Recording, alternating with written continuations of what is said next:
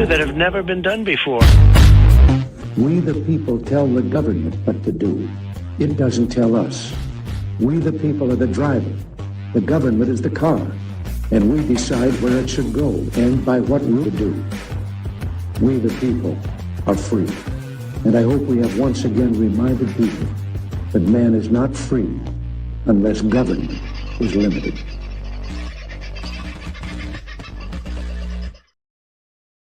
Well, g'day, beautiful, sexy people. I hope you're having a very good week and struggling your way through it in the best possible way that you can. Some will be very happy, some might be a little sad, some might be a little confused, and some probably couldn't give two hoots about the sort of things that we're going to talk about tonight. If you're one of them, then this might be the ideal time to turn off or pick another one to watch. But tonight, we're going to have another talk about One Nation. We're going to have a talk about the National Party. And there are some other interesting things that are coming to light, including other parties which appear to be coming to life. There is one in particular called Stand Up Now Australia, which is launched. I don't know if it's launched today, but it is certainly come into my sphere today. Why is that? Because I think they can all sniff a reasonable chance at change in 2 years' time at the next election. Well, what a night to sit in the chair and nod off. When I woke up, I had a bit of a look at Sky News, and this was the look on my face. That's sort of how I felt. Yeah, what? David Littleproud and his crew today have all quit the shadow cabinet and essentially destroyed, beg your pardon, hide that one, essentially destroyed the coalition. No more Liberal National Party, if you like. Not that there was ever much of a party to it, and I think that the Libs are always the senior partner, and certainly that's how they seem to have felt for a long time, given the spit and vitriol that they've launched today against David Littleproud and his crowd of nationals. So why all the bitterness, angst, and hatred? Well, it's because one side of the coalition woke up to the fact that it's meant to be working for the people, and the other side of that coalition didn't wake up to that fact and decided to work with the communist government to instill laws that very few, I'm not going to say none, but very few of the Australian people want anything to do with. It has become extremely apparent to all and sundry that the Labor government are such useless, weak individuals, liars of the highest order. And I believe in great part what happened on the 14th of December at Bondi was done so that many of the asleep normies can finally wake up. By the way, I won't be pausing at 7 o'clock this evening. Just letting you know. I know it's probably past 7 o'clock where you are. If you paused and lit a candle, good on you. Great. I hope you feel wonderful. You'll make all the Jewish people near you feel wonderful. If I light a candle here, I'll probably set the bus on fire. But I've mourned those people. I've done all the mourning I'm going to do for them. And I am certainly not taking any responsibility for what happened, unlike, well, neither is Albanese, I guess, because as we pointed out the other day during question time, he pointed out that he was sorry that he was Prime Minister when this happened. And that's pretty much word for word what he said. I'm sorry. I've said I'm sorry that I was Prime Minister when this happened. That's what he's sorry about. He's not sorry that it happened. So we discovered initially that three national shadow ministers in the Senate were not going to play the Liberal game. They backed out. Then, of course, it demanded conventions, party conventions, coalition conventions, demanded the resignation of those 3 senators as shadow ministers, which they were already drawing up at 9 o'clock or whatever the next morning. Now, they were offers to resign. They weren't resignations. They were offers to resign. That's very clear.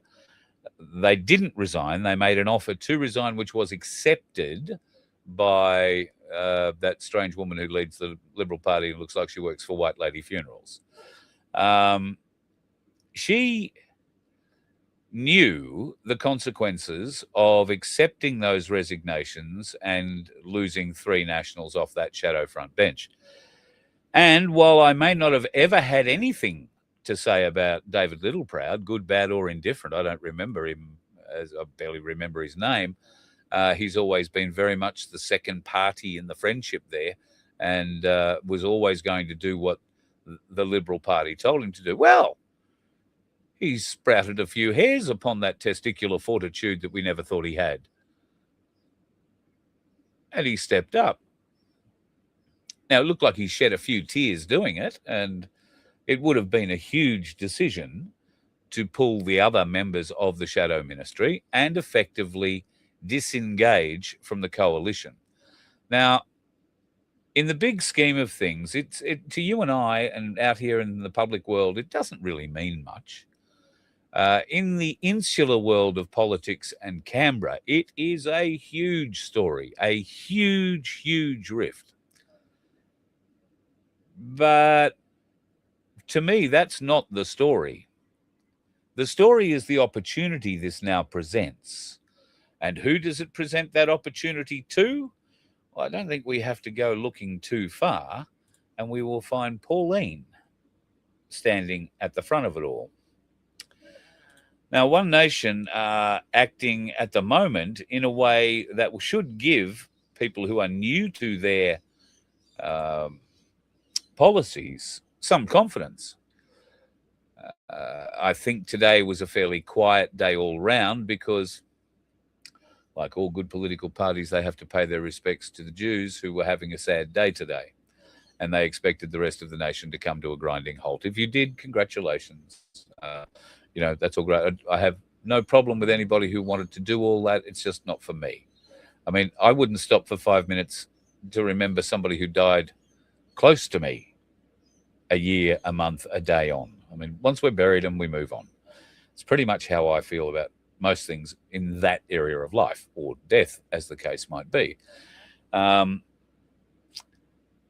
said that, I have been very fortunate in that while I have lost people close to me, I guess I've not ever lost anyone that's made me debilitatingly grief-stricken, because I don't view death that way, I guess. I know some people find it very difficult, and I'm not taking anything away from those people. We should be celebrating the death of the Liberal National Agreement. For so long, it has just been another control measure placed on the people. I don't know how much different this will be now that they've split, because they've done this before. They're all likely to be back in bed again in a month, but probably not before the lady from White Lady Funerals loses her job as the head of the Liberal Party, and we get somebody like Andrew Hastie, who I think is going to have significant problems of his own should he be elected to that position in the Liberal Party. There are a lot of questions about his involvement in what went on, the bastardization, if you like, of Ben Roberts-Smith. I'm not going to go into it in tonight's show, but trust me, folks, Andrew Hastie and his mate McCallum, the journalist, had an awful lot to do with the civil cases and the jealousy cases, I'm going to call them, that were leveled against Ben Roberts-Smith, and for certain actions carried out in Afghanistan. Some of you might think that Ben Roberts-Smith is responsible for all sorts of atrocities, kicking a fella off a cliff and shooting a fella in a field and all sorts, drinking from a leg.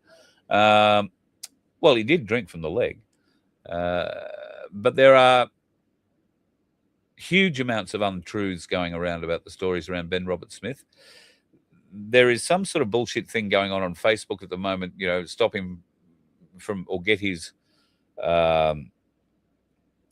court orders rescinded, all that sort of shit. He's not lost any case. Everything he's had against him has been a civil case where they can very much organise what judge gets to see what and hear what and do what. And Ben was screwed. Now, Ben was screwed out of jealousy, in great part jealousy. I think he might have brought a little bit of it upon himself with certain attitudes, but he certainly didn't bring upon himself what has happened to him.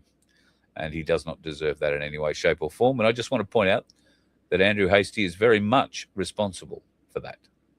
Not the kind of honourable fella you would think comes out of Australia's SAS. And don't think that he was, like Ben, a patrol corporal or anything like that. No. Hastie was a troop commander. That meant he didn't really get on the ground and do much. He sat in a base and ordered people around. Bear that in mind. I'm not saying he never did anything on the ground, but he certainly wasn't in the action like Ben Roberts-Smith was. So be very careful about Andrew Hastie as he comes into frame in the next day or two, because he will. I haven't checked, but I'm pretty confident if there isn't already today, there will be by tomorrow morning calls for Susan Ley to step aside, or that there is going to be a spill in the Liberal leadership. So if she were to lose that position, that doesn't mean she loses her seat, of course, and she probably won't have to return to White Lady funerals anytime soon. Malcolm Roberts has given notice to the Senate that he plans to make a motion on the 4th of February. That motion will be for the Competition and Consumer Industry Codes Cash Acceptance and Regulation Act. That was put into action, I think, toward the end of last year. Malcolm is going in to try and fight for our rights for cash again. I somehow doubt that he's going to get too far. But all that could change, because right now, folks, the Liberal Party is dead. Pauline Hanson and One Nation in one poll, admittedly, and one poll does not make a winning election, but it is the first poll in history that has a minor party leading above one of the big two. And I believe that gap is only going to get wider as she strips more points away from the Liberal Party and more points off the ALP.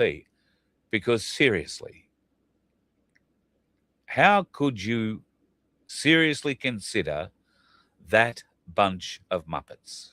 I mean, I'll say one thing for them. They do know how to play politics really well. And they seem to have got the leash on the Liberals and the Nationals really tightly. And the people are now awake up to that. When we call it a union party before, most of those unawakened looked at us like we were, get your tin hat on and away you go. But now they can see that for what it is. I really do believe a lot of the things that we are seeing are to awaken more people. The actors are working to a script and they are playing their roles very, very well. It'll remain to be seen just how well as we go forward. And Monday might just be a test for that. Our Australia Day celebrations around the country, March for Australia, which I'm going to call it in every state because it's too difficult. You've all gone and fragmented yourselves for whatever friggin' reason. And, I'll be honest, the March for Australia event that's happening in Sydney looks for all the money like a people's event. The march that's happening in Brisbane, while being a people's event, is in 100% totally organised by political parties. And I suspect One Nation in great part are behind that. I also suspect if they've got half a brain, they will be using it to promote their movie, which will be released. The cinema showing will happen Monday night, Australia Day night, at the Cineplex in Brisbane. And that is going to be a pretty interesting movie. You will be able to download it. You pay a subscription. I think it's $12.99 to download the movie, available from the 30th of January to watch in your own home. And there will be only, I think it's one night in the cinemas. It's various cinemas around the country over the course of next week. So Monday, I think there are 2 screenings in Brisbane. There are tickets still available to the second screening, which kicks off at 7:15. And it will be a movie well worth having a look at, I think. I've only seen the one trailer for it, but that trailer is a gift that just keeps on giving. So that movie will be released to the public the 30th. And what's it called? The Big Progressive Movie or something like that. I think it's going to be very funny. And I just wonder if they've had to re-edit it in any way because of the hate speech laws that they've now had to vote against. Wouldn't that be, well, be the kind of thing we'd expect?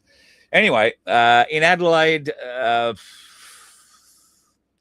well, you know, I know it'll be a march for the people because you'll all turn up, but whoever's running it, I don't know. There always seems to be a lot of division there. In Melbourne at the moment, I believe it's going to be a people's rally held at Flinders Street. So we'll wait and see what happens there. You won't have to worry about the NSN turning up. That's the National Socialist Network. Thomas Sewell has put out an announcement that the NSN is now broken up. It is no longer, nor are any of the other groups that the NSN were associated with or had set up. That's, you know, the White Australia groups and all that sort of stuff.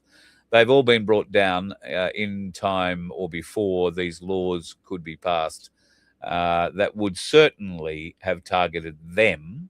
That's why these laws were put in place. Because the NSN, who have never done a terrorist thing, as far as I'm aware, in their existence, were put into the same basket as the terrorist organisation Hizb ut-Tahrir. Well, the government didn't like the way that Thomas Sewell was able to energise people. They didn't like the way that Thomas Sewell was able to articulate the problems that he and his followers had with the government. And they are certainly not willing to countenance any kind of communication with people like the NSN who don't swallow bullshit easily. So they outlawed them, leaving Thomas and crew no other choice but to disband and maybe meet up occasionally in groups of 1 or 2 for a beer at the pub. Because if you get caught associating, who knows what the Victorian coppers will do with the federal police now laying in wait behind them. So, no need to worry about NSN turning up anywhere, and I don't think many of you would. As we've always stated, you don't have to listen, and I'm not just singling out NSN here. There are going to be politicians speaking at the Brisbane event that you just may not want to hear from. It doesn't mean that you hate them and that you're going to threaten their lives or that you're going to, do some other stupid bloody thing. All you do is say, oh, no, I'm not listening to that person. Turn around, walk off, sit under the tree, go and have a smoke, go and have a drink, go and dangle your feet in the Brisbane River for 5 minutes. If people are saying things you don't agree with them. You don't have to stand there and yell abuse about it. Just turn your back. It's a much more powerful signal. A much more powerful signal. If you all turn your back on the speaker that you don't agree with, and there are many of you in that crowd that don't agree with what's being said, then I can tell you from standing on many stages that that is an extremely intimidating thing to do. You don't have to say a word. Now, you will get those presenters, and I could say the one that was presenting at Brisbane a little while back would be one of the ones I would name in this, who've got hides as thick as rhinoceros and don't care whether you're looking at them. They find it easier to lie to your back anyway. So that wouldn't worry those sorts of people, but it does worry good people. And I believe in Brisbane there are all sorts of good people who are going to be standing up to speak, along with all sorts of politicians. I'm not saying the politicians are bad. Just saying it's not really a people's event. I know that there is a lot of money, political money, that has been ploughed into the Brisbane event. And, well, I'll leave it up to you to decide whether that's a good thing or a bad thing. Yeah, I'll leave that up to you to decide. Right. In Sydney, they have decided that the march will be allowed to go ahead. The Sydney protest ban has been modified. It hasn't been lifted. The police came out in Sydney yesterday, I think it was, and said, no, we're still having these restrictions about marches in the city. However, we're going to modify them so that these ones can go ahead for the March for Australia. They sounded very magnanimous in allowing this march to go ahead. The fact of the matter is it's Australia Day, and if the police thought for 1 second they were going to stop Aussies going out and celebrating their day, they've got less brains than even I give them credit for. So it's clear they've got a few more brains up there than we thought. So they've taken the high ground and said, yes, we'll let you have your parade. We'll let you have your march. Bullshit. It was going to happen anyway. So as long as the coppers feel happy and in control, I guess that's all that matters. Here's something I picked up the other day, which I found a little bit interesting. Australia has tested its, well, it says its first direct energy weapon, but I do not know that it is the first.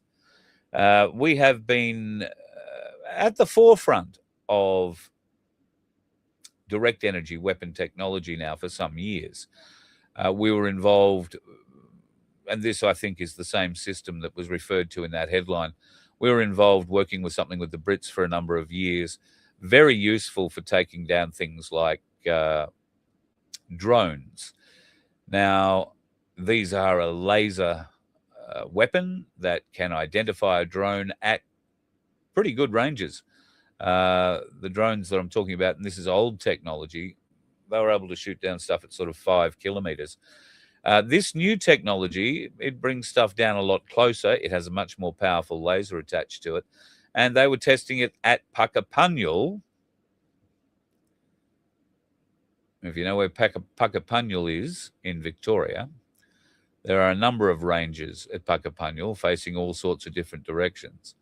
One of these direct energy weapons is operated from a drone. The day that the tests happened, and I'm not suggesting there's any correlation between them, but the day that the tests happened just happened to be the day that large parts of Victoria started burning. Just saying. It was an interesting test day, though. I'm sure that's what they'll tell you. Now, I'm sure you, like me, have been wondering what Donald Trump said, did, or wrangled to all of a sudden change his tune on Greenland. 1 minute, we're expecting a force of 50,000 Marines to parachute onto the ice and take the island by force. And next thing we know, he gets on his aging 747, which broke down on the way to Switzerland. That made him late. There could be a reason for a new presidential 747 jet, even if it is the one that the Qatari king gave him. Be guaranteed he'd get to where he's going then, I suppose. But anyway, Trump did wind up getting to Zurich and then hopped a helicopter to Davos and stood in front of the elites of Davos, where he apparently made them feel a whole heap better about themselves. He said, I'm not going to invade Greenland. I don't have to. I've already gone off and figured out a deal where it's going to be safe for us forever. And I'm going to fix the rest of the world. So I think I've figured out how he's going to do that. He just disguises himself, slips into the local area, starts working on the locals. Can you imagine him as an Eskimo in Greenland? Just saying. Well, are other Eskimos in Greenland? I'm not sure. There might be more in Canada. Or Inuit. Not Eskimos, Inuit. I beg your pardon. One thing that I should have mentioned to you before, I'll go back to that in a minute. I want to finish on Davos for a minute. I've been watching a bit of it. It's beyond, I can't watch more than about maybe 10 minutes every 3 or 4 hours, maybe 5 or 6 hours. It is disgusting. The speeches, the smugness, the attitude, the lording over we, the little people, and all so that they, the rich, can become richer, is disgusting. Absolutely disgusting. And then the filth really turns up, which is the likes of Emmanuel Macron from France. Now, he and Donald Trump supposedly get along. I don't know. But Macron turned up today or yesterday in Davos looking 100% extremely dapper and like a man who's been beaten up by his wife. He's wearing these aviator sunglasses during his speech. He did not come out of those aviator sunglasses at all on his day one at Davos. He was meeting people backstage in them. He was greeting them in off areas and then goes out to the world and looks for all the money like a despot dictator there in his reflective bloody aviator glasses. What a pathetic piece of shit he really is. I thought it quite funny. There is a Donald Trump parody account on Facebook called Il Donaldo Trumpero or something like that.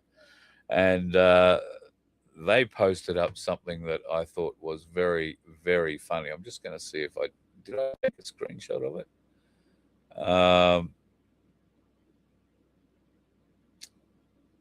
I don't think I did. That's a bit of a bugger. They posted something up that was just spectacular. A reply to Macron from Il Donaldo Trumpero. And that was along the lines of, why are you wearing those stupid glasses? Why does your wife have a penis? And has she beaten you up?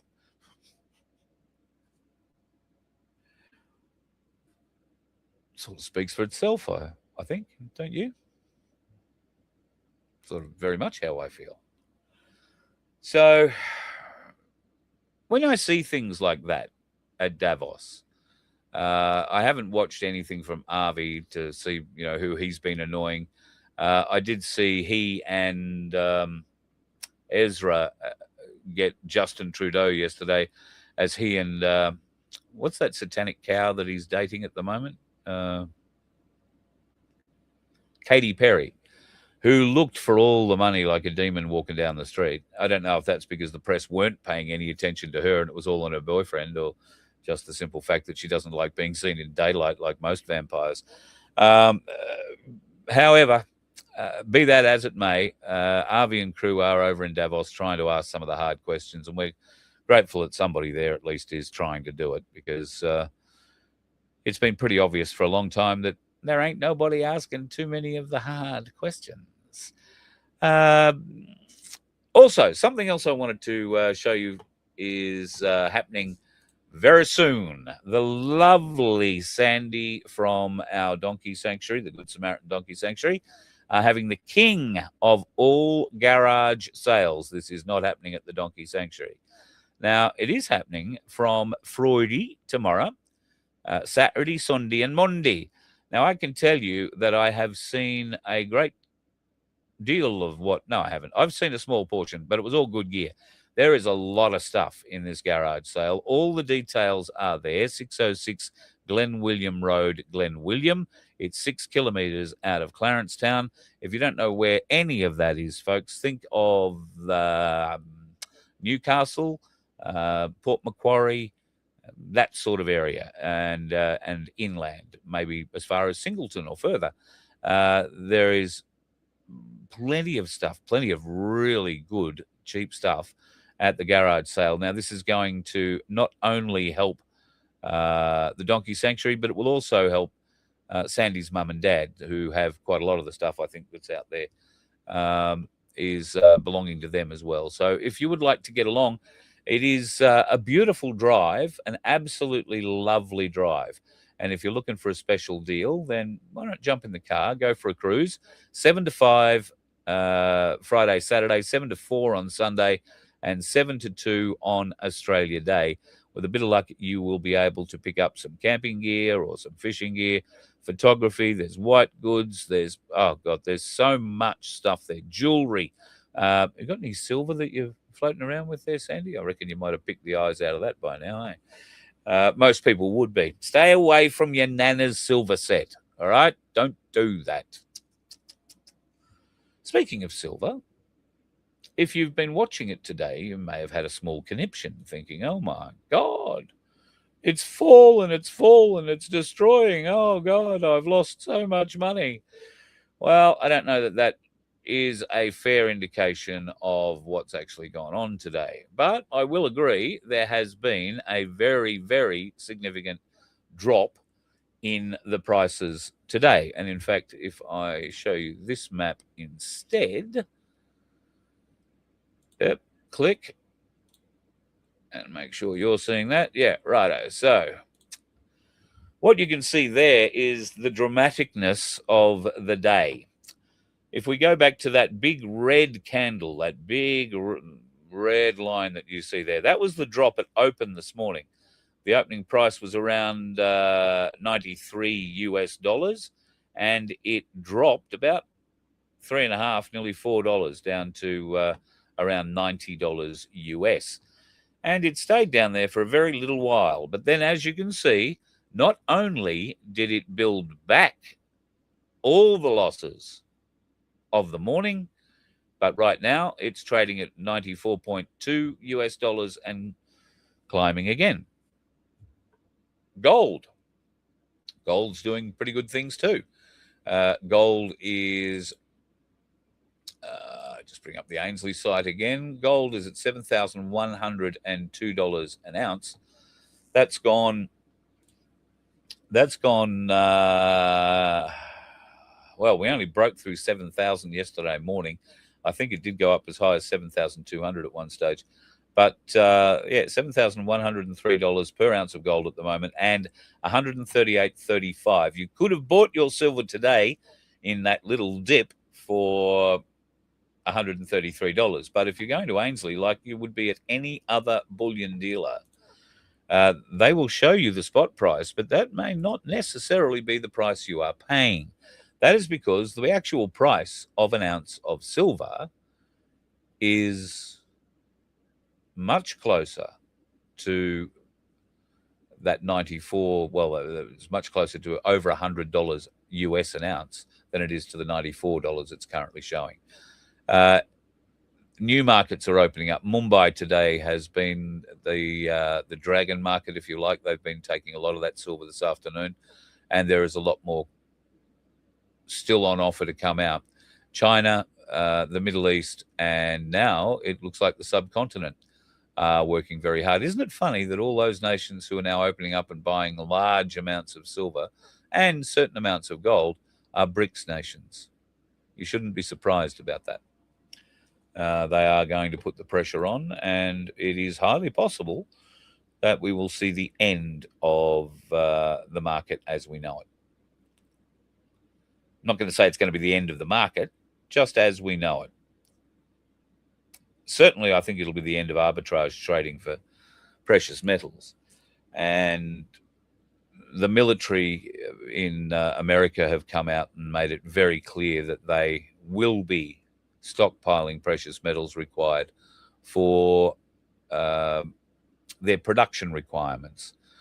So their defense production requirements for silver are anything electronic, and particularly their missiles. And because they're so itching to get into a war at the moment, they don't really mind with who. When I say they, I don't think that's America. I think it's the rest of the world are itching to get into war at the moment. And America will either be sending them missiles in crates, or they'll be sending them with a fire coming out of the bum at them, aimed at them. So there's going to be a bit of money made because, let's face it, the Western industrial military complex can only make money if there's war. And at the moment, they need money. They are going broke. Yeah, Fern, Trump's speech at Davos, I'll be interested to see if he really comes out and kicks them. My understanding is that he's basically told them that you don't have to worry about Greenland. I've already sorted out the deal, and I'm not coming after you. And you don't have to worry about the 200% tariffs. See, he's using the tariffs as a whip to try and gain some form of acceptance of things that the European nations do not want to accept. Things like pay your share of NATO.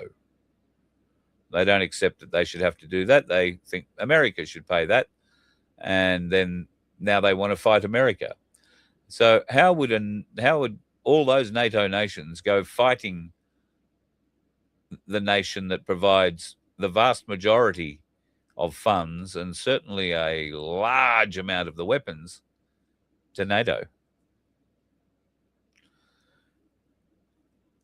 Once again, folks, I keep saying to you, this is a movie. When you really try and think about it logically, people say it doesn't make sense. And then they just say, oh, well, it makes no sense, and walk away from it. No, explore that thought. It makes no sense. It's nonsensical.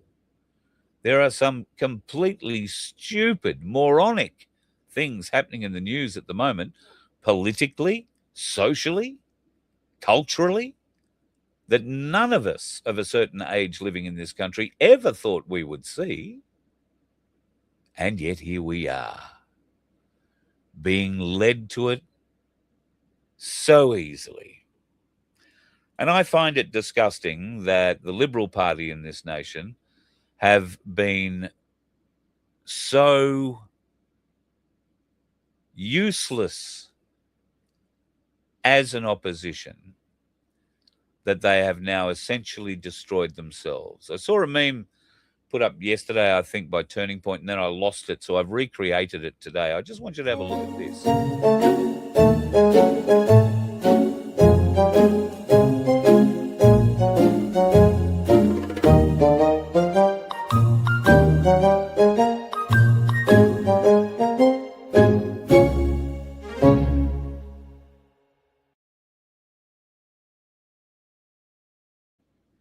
Sadly, that's exactly what the Liberal Party is. It is the lesser partner in the uniparty. And the Labor Party at the moment, they've got their paw on their head, just screwing it down a little bit tighter. So where does that leave us? Does that leave us with the potential of the Liberal Party being decimated at the next election to a point of being pointless? Do we think that One Nation could get people into the metropolitan seats that the Liberals hold and could retain or could gain those seats off the Liberals? I think there's a pretty fair chance of that if One Nation and associated other groups that jump on that bandwagon are genuine, are honest, and can gain the trust of the Australian people. But I would add to that by gaining the trust of the Australian people, you're on notice.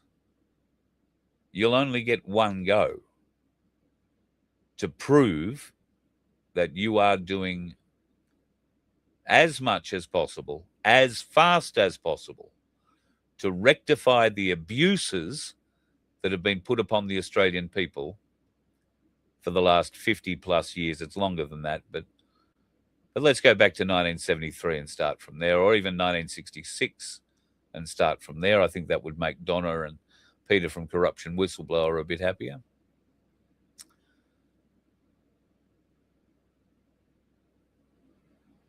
I don't know. I think there is a great opportunity for One Nation at the moment.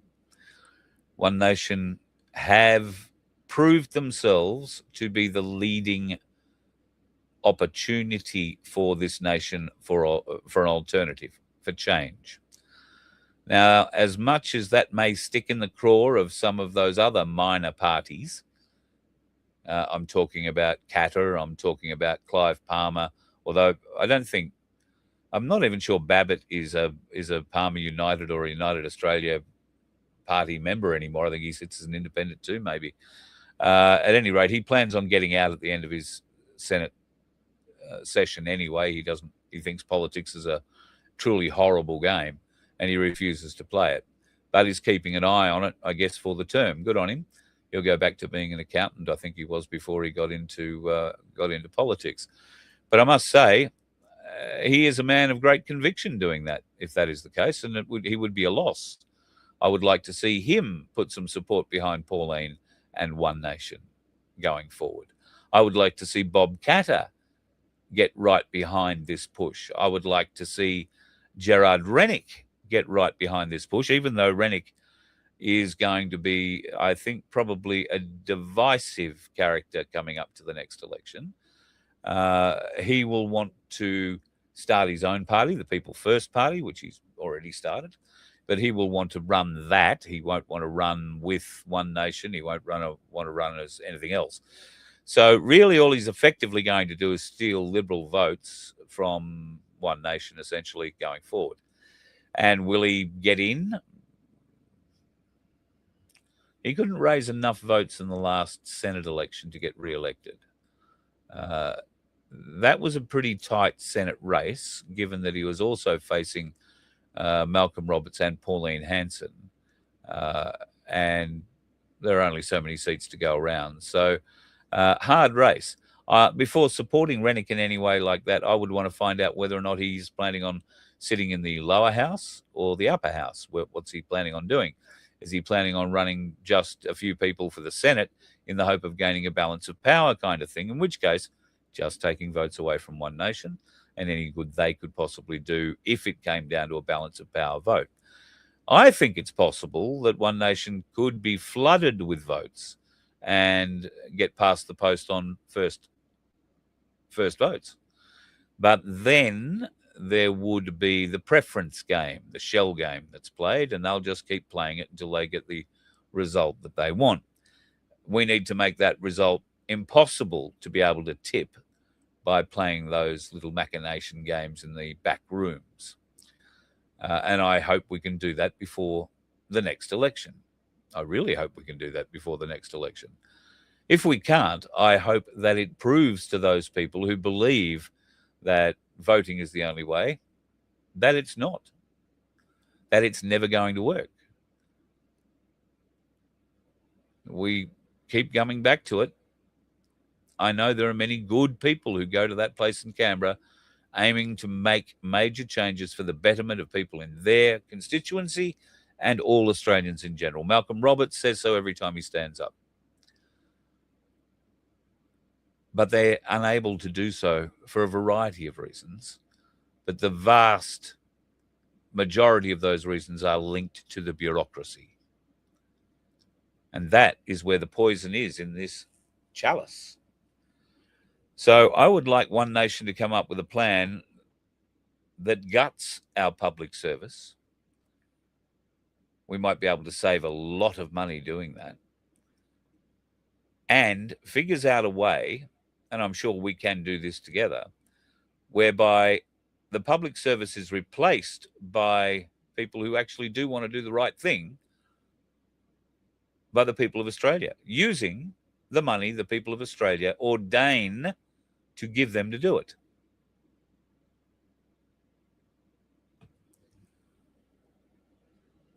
Many of the people in Australia refuse to pay taxes because, like Kerry Packer said, you don't do any good with the money we give you now. Why would we give you more? Well, that's very true. And when you look into the laws surrounding taxation, they open up some interesting questions as well. It is a time of waking up, folks. And some of it, I am incredulous at the stupidity, at the audacity, at the sheer weirdness of what we are being confronted with almost on a daily basis. Today has been the exception because everybody's hiding inside, feeling sorry for the Jewish community in a parliamentary or political sense. They're all too scared. And Susan, the funeral woman, must be really happy that this has happened today. I mean, I know she's at, memorial services or remembrances services right now, but she's been able to hide all day from the media and use this day of Jewish mourning as an excuse not to come out and talk to the Australian people about the shit fight that she has created and how she's going to protect her leadership in what must surely be a spill coming real soon. It's terribly sad to see the way that this is going. Terribly sad. But I'm a bit excited for the future. This could be real change for Australia. This could be the best thing that's ever happened to us. What would happen if the Liberals, I beg your pardon, what would happen if the Nationals and One Nation joined together? Would the Nationals feel quite as happy about playing second fiddle to One Nation like they did to the Liberals? I think that would be a very interesting question, because it is clear the people have swung their support behind One Nation at the moment. The Nationals, while being associated with the Liberal Party, have lost ground dramatically. Although, interestingly, not as much ground as the Labor Party has lost to One Nation. But the mainstream media aren't telling you about that. They're more prepared to say, oh, well, the biggest One Nation are ahead of the Liberals. Well, next week the story will be they might be ahead of Labor Party as well.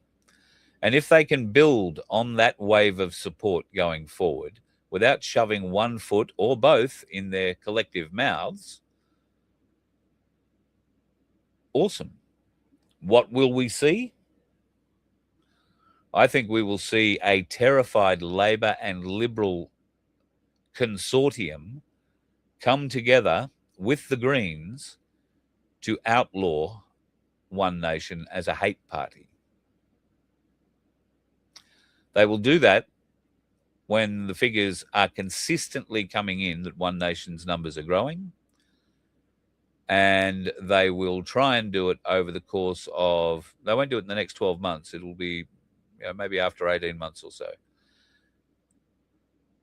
And then just before the election, they will deem them a unsuitable group, and you won't be able to vote for them. No more One Nation. Wouldn't surprise me to see them do that. Now, if they were to do that, what would you do?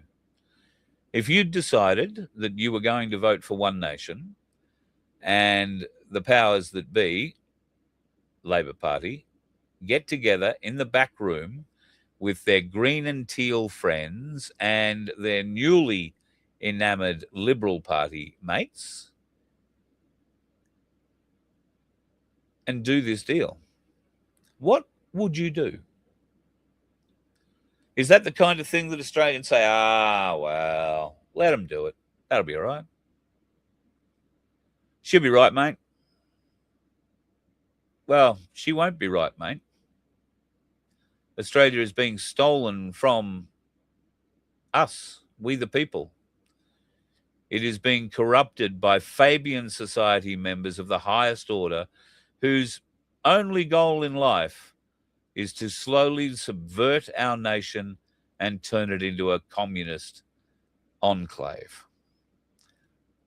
A communist paradise where they will have everything and we will have nothing and eat the bugs and be happy. Certainly hope that you are doing your best you can to show others the way. And I'm not suggesting that maybe that One Nation is necessarily the way. We do have plenty of evidence to say that One Nation have been corrupted by Zion as well. But Vince and quite a few others say, you've got to give them a go. You've got to try and vote your way out of this. All right, well, I'm happy to give it one more go. Not happy to, but I will.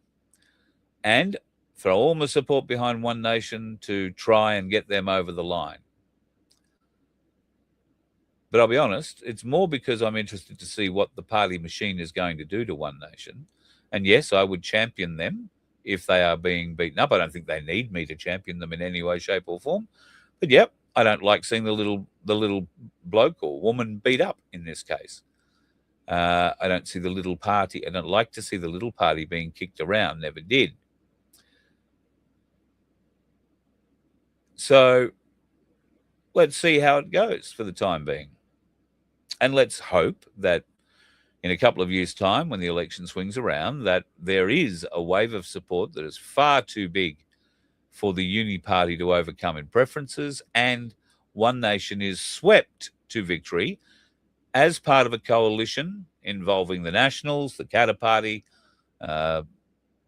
Clive's lot if they're still around, and an independent cooperative. Because there will be independents who are elected in this election coming, a lot of them, I think. They're all going to need to work together, broadly speaking. Things to be wary of: getting a big head. One Nation right now are copping some of the best press they've ever had in their entire existence. They are under demand from podcasters to mainstream media. Everybody except me, it seems, wants an interview, and they're riding a wave of media success. The phones are running hot, the emails are running hot with requests, and that's a pretty flattering thing to have happen, along with all the numbers that you're seeing coming through your party polling and all that sort of stuff. And that can tend to have an inflationary effect on one's head. So I would ask, if there is anyone from One Nation watching, keep an eye on that. You cannot afford to go and get a big head. Not yet. You're 2 years out. And God help you getting a big head if you were to get elected and then turn that big head on the people in a few years' time. That wouldn't go very well for you guys at all. With the best of intentions and with every prayer and hope in the world that you would do the right thing, I and many others will probably support you. But if you screw us, we the people, you will never, ever be able to make that ground back. And you will confirm to we the people that the political process in this country is completely, 100% totally stuffed. Beyond redemption, beyond repair.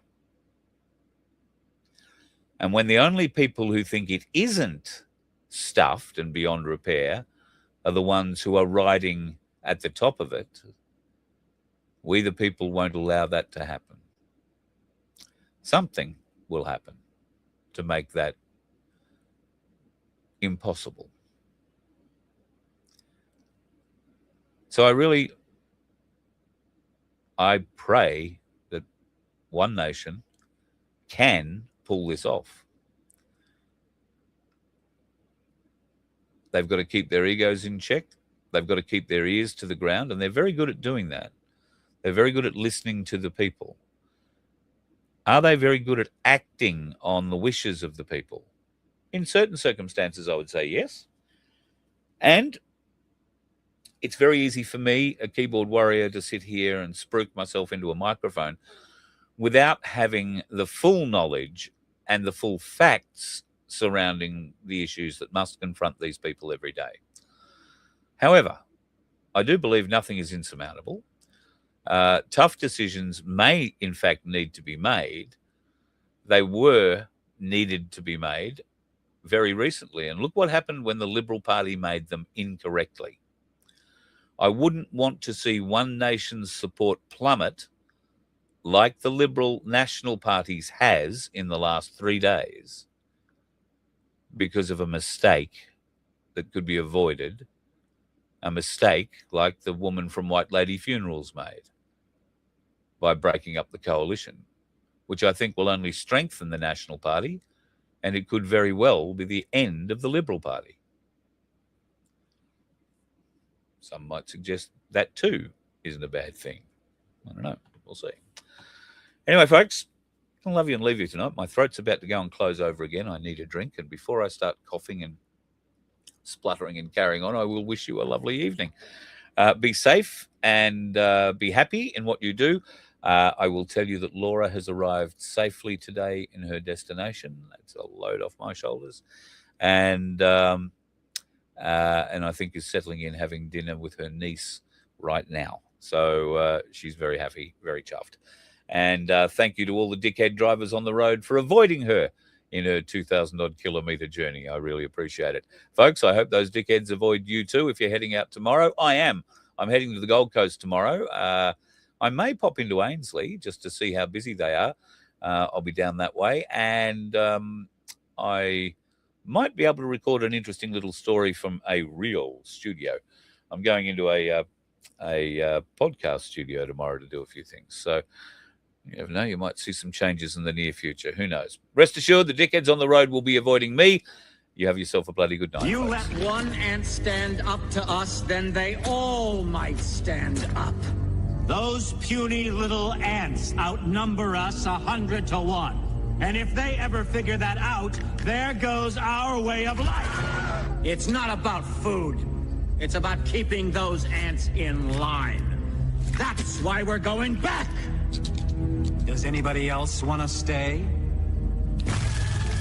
Let's rock!